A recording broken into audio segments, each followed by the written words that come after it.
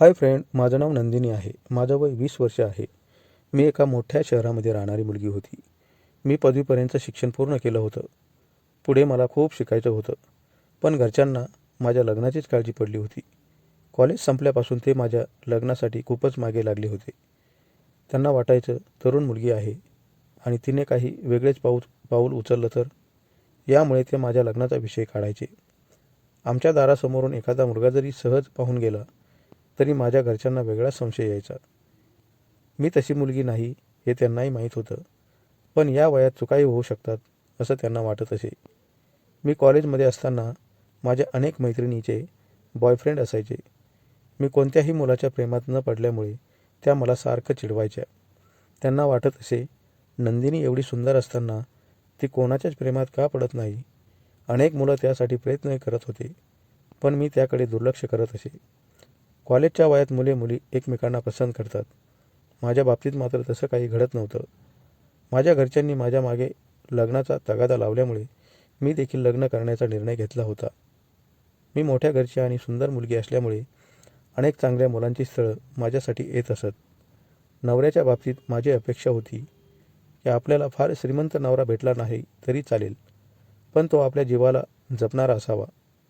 दुसरीकडे माझ्या आईबाबांना वाटायचं की मी एखाद्या मोठ्या घरच्या मुलाबरोबर लग्न करावं, पण माझ्या मनात तसं काही नव्हतं. खूप दिवसांनी माझ्यासाठी एक स्थळ आलं होतं. त्या मुलाचं नाव समीर होतं, पण त्याचं वय थोडं जास्तच होतं.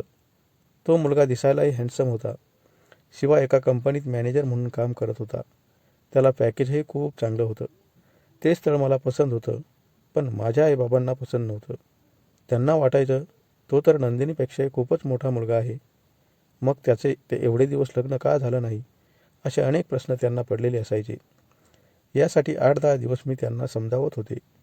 अखेर काही दिवसांनी त्यांचं मन परिवर्तन झालं आणि मला समीरसोबत लग्न करण्याची परवानगी मिळाली.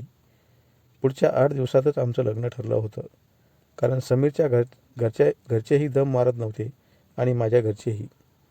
लग्न जमल्यानंतर तो मला फोनवर खूप बोलायचा आणि त्याच्या अपेक्षांचा पाडाच वाचून दाखवायचा. मी म्हणायचे, लग्न तर होऊ दे, मग तुझ्या साऱ्या इच्छा मी पूर्ण करील. तो मला सतत म्हणायचा, लग्नाच्या पहिल्याच दिवशी. मी म्हणायचे, अजिबात नाही. या दिवशी घरामध्ये खूप पाहुणे असतात.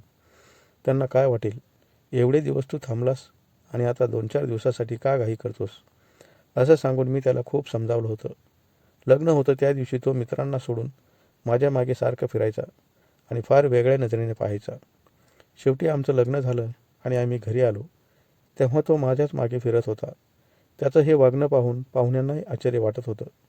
त्याचे अनेक मित्र त्याला समजावत होते आणि कानात सांगत होते, थोडा दम मार, शेवटी बायको तुझीच आहे. असं सांगूनही त्याने पहिल्याच दिवशी खूप प्रयत्न केला, पण पाहुण्यांच्या गारड्यामुळे त्याला जे हवं होतं ते काही मिळालंच नाही. यामुळे तो खूप नाराज झाला होता. दुसऱ्या दिवशी मी माझ्या आईबाबांकडे आले होते, तेव्हा तो मला फोन करून म्हणायचा, नंदिनी, फार दिवस तिकडे राहू नकोस. यामुळे माझ्या त्याच वेळी लक्षात आलं की तो जरा नादिकच दिसतोय. अखेर 2 दिवसांनी मी जेव्हा त्याच्या घरी गेले, तेव्हा तो माझी वाटच पाहत होता. त्याच दिवशी त्याला सर्व मिळावं म्हणून त्याने पूजाही ठेवली होती.